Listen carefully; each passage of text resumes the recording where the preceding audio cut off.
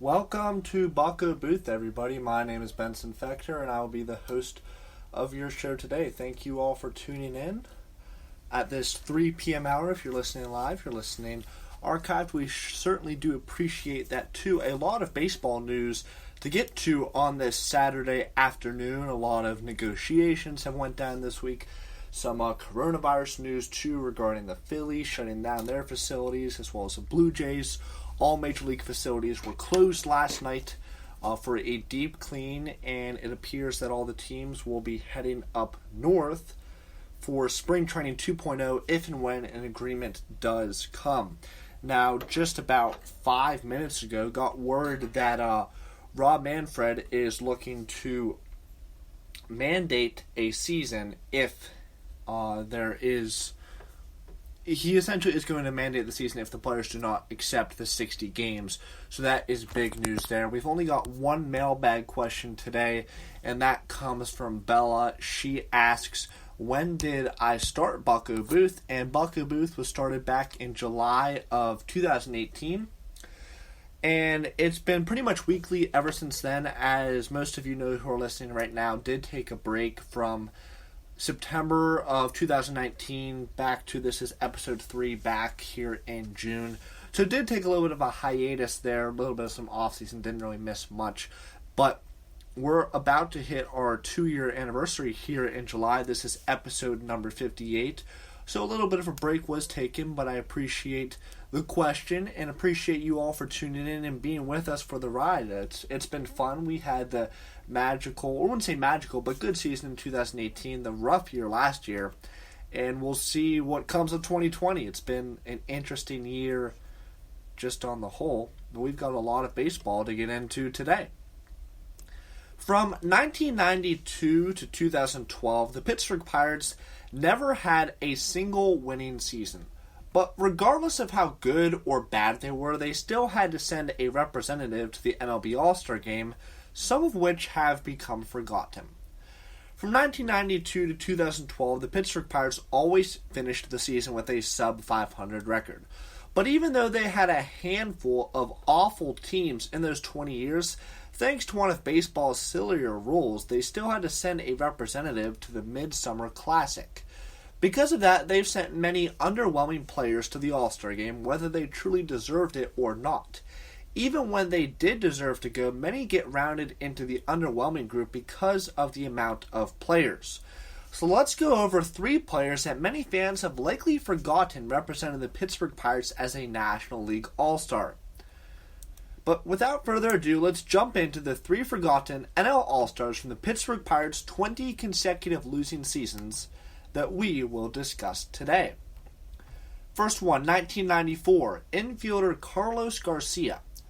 Carlos Garcia was once a top prospect in the early 1990s. Baseball America ranked him number 62 in 1991 and number 45 in 1993, despite not posting great numbers in the minors except for 1992. Garcia didn't play much in 1990 to 1992, only accumulating 71 plate appearances, but played a full season in 1993 when he batted just for a .269 average, .316 OBP, .399 slugging with a 91 OPS+, a dozen home runs, and 18 stolen bases. He was a poor defensive second baseman with -6 total zone runs above average. 1994 was when things started to look up for the former top prospect. Although he started off the year with a weak .267 average, .307 OBP, .332 slugging, Garcia still made the MLB All-Star Game, being the Pittsburgh Pirates' lone representative during a game that took place in their own park. Garcia got off to a hot start in the second half, batting .305, .318 OBP, .467 slugging, but it was cut short as a strike took place, cutting the season short in early August. Garcia finished the 1994 season with a .676 OPS and 75 OPS+. After that, Garcia mainly served as a utility infielder, although he did improve with the bat, hitting for a .289 average, .335 OBP, .408 slugging, and a 94 OPS+. His glove was still subpar with a -0.9 D WAR in both seasons. Garcia played until 1999, where he bounced between the Toronto Blue Jays, Anaheim Angels, and San Diego Padres after being traded away from the Pirates. Our next guy comes from 1997, second baseman Tony Womack. The mid to late 90s Pittsburgh Pirates had a few more notable players like Francisco Cordova, Jason Kendall, and Kevin Young. However, despite all three producing above-average seasons, none of the trio made the 1997 All-Star Game. The Pirates' lone representative that year was second baseman Tony Womack. Womack wasn't any sort of top prospect or anything, and 1997, his age 27 season, was actually his rookie campaign. He was your typical speedy, light-hitting middle infielder and played parts for the 1993, 1994, and 1996 seasons. Going into the break, the Pirates second baseman only had a .272 average, .318 on base, .357 slugging, coming in with a sub-700 OPS. Womack did do better in the second half with a .730 OPS, but still finished with an overall mediocre season with the bat that included a .278 average, .326 on base, .374 slugging, 81 OPS plus, and 82 WRC plus. Womack actually had a negative B WAR and F WAR in 1997, both putting him at negative 0.9 wins above replacement, because not only was he a below-average batter, but an awful fielder. At second base, the lefty had a minus 26 total zone runs above average and a minus 2.3 D WAR. He did provide positive value on the bases, stealing a league-leading 60 bags in 67 attempts, and was worth 9 base running runs above average. Although he never really got much better with the bat, he did see some improvements with the glove and became a useful utility man throughout his career, seeing time in the outfield and shortstop along with the Keystone. Womack played his last season in 2006 and stole 363 bases with the Pirates, Diamondbacks, Rockies, Cardinals, Yankees, Cubs, and Cardinals. 2004, our last guy we'll go over, shortstop Jack Wilson. Jack Wilson was quite the fielder during his career. He is one of 14 MLB players to reach at least 100-plus defensive runs saved.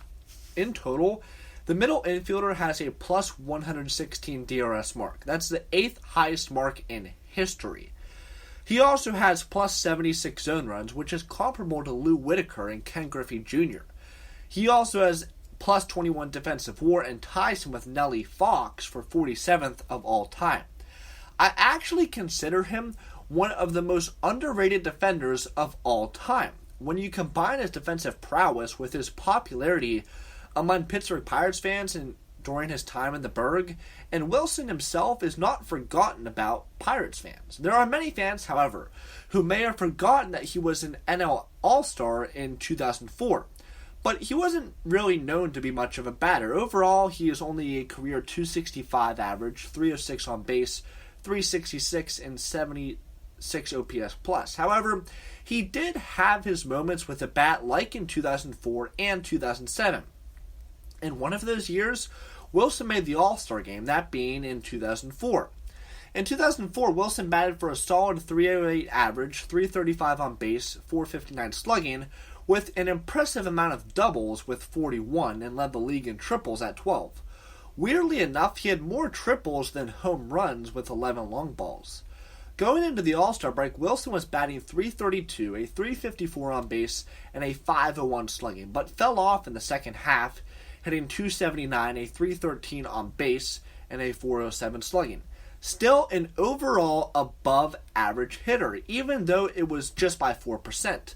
Is very good considering that Wilson also had a plus 11 DRS, 8 UZR, and 2.1 range runs above average. Overall, he had a 4.8 B WAR and 4.3 F WAR. And I sort of like the segment that we obviously just completed here with the Forgotten About All-Stars. And we're going to be talking about a fair amount of forgotten Pirates today, and really without baseball being played, I think it's sort of cool to go back and take a look at the forgotten Pirates to see, okay, I mean, there have been definitely some forgetful seasons, definitely since 1992, and I just wanted to take a quick look at some 3 forgotten All-Stars during the 20 losing seasons. And by the way, I am very against that you have to send a representative to the All-Star game. I think it should just be the best players, but that's just my opinion. We'll talk about another forgotten Pirate.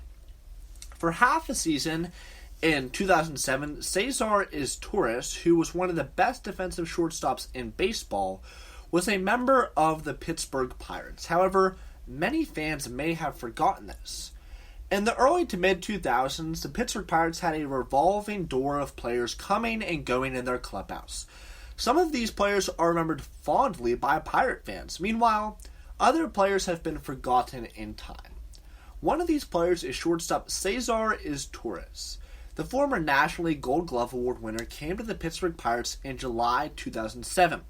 Izturis remained with the team through the end of the 2007 season, but then moved on with his baseball career. While Izturis always left a lot to be desired offensively, he was always a defensive wizard, so much so that in 2004, he took home the NL Gold Glove Award at shortstop. Although an argument can be made that should have gone to Pittsburgh Pirates shortstop Jack Wilson, but that's a discussion for another day. After spending 4.5 seasons with the Los Angeles Dodgers, Izturis was traded to the Chicago Cubs for Hall of Fame pitcher Greg Maddux in July 2006. Then, on July 19, 2007, the Cubs traded Izturis to the Pittsburgh Pirates. With the Pirates, Izturis played in 45 games. In those 45 games, he hit for a .276 average, .310 on base, .333 slugging, to go with a 68 WRC plus and a lowly 4.1% extra base hit rate. While he struggled at the plate, Izturis continued to be one of the best defensive shortstops in baseball.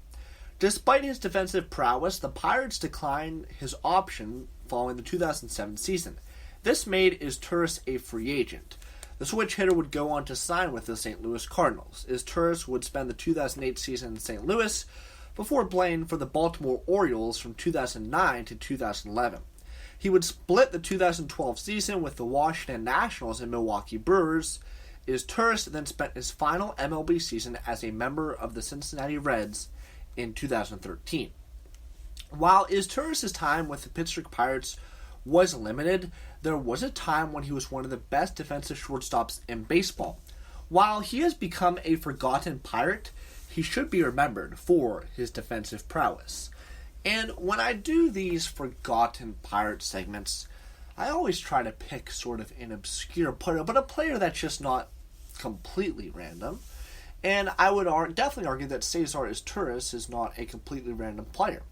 And for wherever you're listening to this, if you're listening to this in the car, at home, doing work, whatever it may be, I'd like you to just take a moment and raise your hand if you remember that César Izturis played for the Pirates before I just reminded you.